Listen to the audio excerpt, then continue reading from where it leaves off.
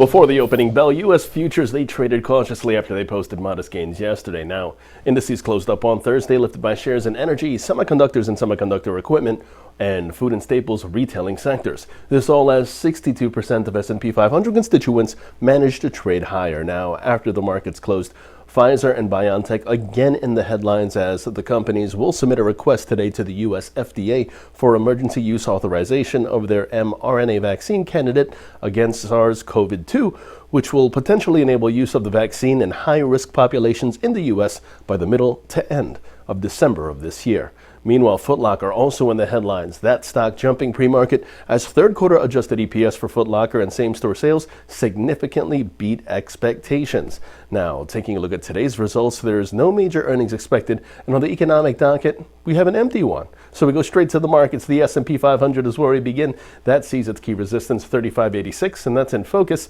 As long as 35.86 is the resistance, look for choppy price action with a bearish bias. Short positions below 35.86 are favored with targets at 35.42 and 35.13 in extension. The Nasdaq, meanwhile, sees its intraday key resistance 12,030, and the Dow Jones intraday sees its key resistance 29,490.